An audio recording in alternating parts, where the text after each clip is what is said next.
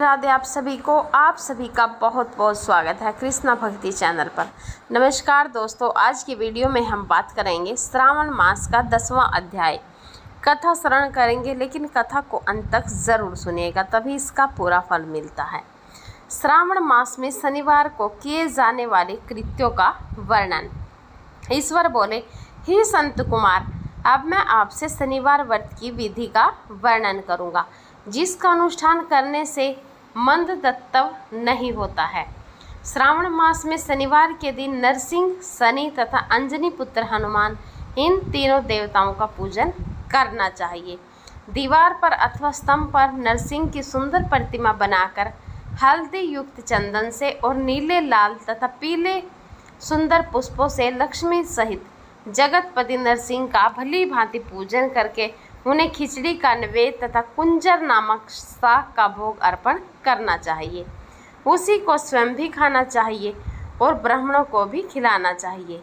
तिल का तेल तथा घृत स्नान भगवान नरसिंह को प्रिय है। शनिवार के दिन तिल सभी कार्यों के लिए प्रशस्त है।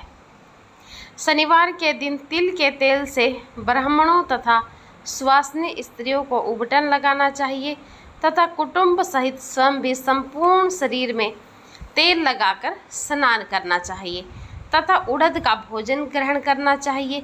इससे भगवान नरसिंह प्रसन्न होते हैं। इस प्रकार श्रावण मास में चारों शनिवारों में इस व्रत को करना चाहिए।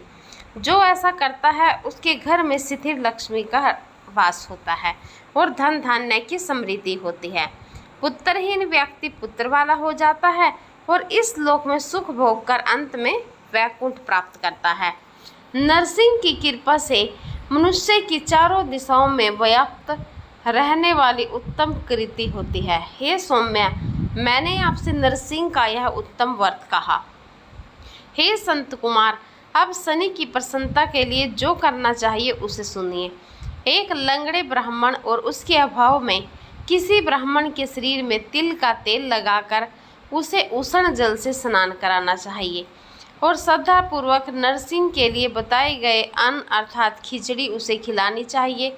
उसके बाद तेल, लोहा, काला तिल, काला उड़द, काला कंबल प्रदान करना चाहिए।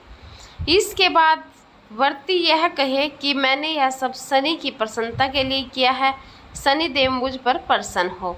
उसके बाद तिल के तेल से शनि का अभिषेक कराना चाहिए। उनके पूजन में तिल तथा उड़द के अक्षत चावल प्रशस्त माने गए हैं। हे मुने, अब मैं शनि का ध्यान बताऊंगा, आप ध्यान पूर्वक सुनिए। शनेश्वर कृष्ण वर्ण वाले हैं, मंद गति वाले हैं, काश्यप गोत्र वाले हैं, सौराष्ट्र देश में पैदा हुए हैं, सूर्य पुत्र हैं, वर देने वाले हैं, दंड के समान आकार वाले मंडल में स्थित हैं, इंद्री नीलुत्या कांति वाले हैं, हाथों में धनुष बाण त्रिशूल धारण किए हुए हैं, गीध पर आरूढ़ हैं, यम इनके अधिदेवता हैं, ब्रह्मा इनके प्रत्यधि देवता हैं। ये कस्तूरी अंगूरी का गंध तथा गुग्गल का धूप ग्रहण करते हैं। इन्हें खिचड़ी प्रिय है। इस प्रकार ध्यान की विधि कही गई है। इनके पूजन के लिए लोह में सुंदर प्रतिमा बनानी चाहिए। हे द्विजेष्ठ, इनके निमित्त की गई पूजा में कृष्ण अथा काली वस्तु का दान करना चाहिए। ब्राह्मण को काले रंग के 2 वस्त्र देने चाहिए और काले बछड़े सहित काली गौ प्रदान करनी चाहिए। विधि पूर्वक पूजन करके इस प्रकार प्रार्थना तथा स्तुति करनी चाहिए। आराधना से संतुष्ट होकर जिन्होंने नष्ट राज्य वाले राजा नील को उनका महान राज्य पुनः प्रदान किया, वे शनिदेव मुझ पर प्रसन्न हो। नील अंजल के समान वर्ण वाले, मंद गति से चलने वाले और छाया देवी तथा सूर्य से उत्पन्न होने वाले उन शनेश्वर को मैं नमस्कार करता हूँ। मंडल के कोण में स्थित आपको नमस्कार है। पिंगल नाम वाले आप शनि को नमस्कार है। हे दिवेश, मुझ दीन तथा शरणागत पर कृपा कीजिए। इस प्रकार स्तुति के द्वारा प्रार्थना करके बार बार प्रणाम करना चाहिए।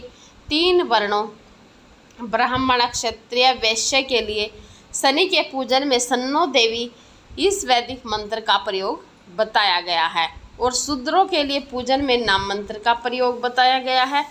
जो व्यक्ति दत्तचित्त होकर इस विधि से शनिदेव का पूजन करेगा, उसे सपन में भी शनि का भय नहीं होगा। हे विप्र, जो मनुष्य श्रावण मास में प्रत्येक शनिवार के दिन भक्ति पूर्वक इस विधि से इस व्रत को करेगा, उन्हें शनैश्चर के द्वारा लेस मात्र भी कष्ट नहीं होगा। जन्म राशि से पहले दूसरे, चौथे, पाँचवें, आठवें, सातवें, 9वें तथा 12वें स्थान में स्थित शनि सदा कष्ट पहुंचाता है। शनि की शांति के लिए सामगिन इस मंत्र का जप कराना बताया गया है। उसकी प्रसन्नता के लिए इंद्र नीलमणि का दान करना चाहिए। हे संत कुमार, इसके बाद अब मैं हनुमान जी की प्रसन्नता के लिए विधि का वर्णन करूंगा। हनुमान जी की प्रसन्नता के लिए श्रावण मास में शनिवार को रुद्र मंत्र के द्वारा तेल से उनका अभिषेक करना चाहिए। तेल में मिश्रित सिंदूर का लेप उन्हें समर्पित करना चाहिए। जपा कुसुम की मालाओं से, आग धतूर की मालाओं से, मंदार पुष्प की मालाओं से, बटक बड़ का पेड़ के नैवेद्य से तथा अन्नोपचारों से भी यथाविधि अपने सामर्थ्य अनुसार श्रद्धा भक्ति से युक्त होकर अंजनी पुत्र हनुमान की पूजा करनी चाहिए। इसके बाद बुद्धिमान को चाहिए कि हनुमान जी की प्रसन्नता के लिए उन्हें उनके 12 नामों का जाप करें। हनुमान, अंजनी सोनु, वायुपुत्र, महाबल, रामेष्ट, फाल्गुन, सखा, पिंगाक्ष, अमित विक्रम, उदित क्रमण, सीता शोक विनाशक, लक्ष्मण प्राणदाता और दशग्री वध प्रहा, ये 12 नाम हैं। जो मनुष्य प्रातःकाल उठकर इन 12 नामों को पढ़ता है उसका अमंगल नहीं होता और उसे सभी संपदा सुलभ प्राप्त हो जाती है।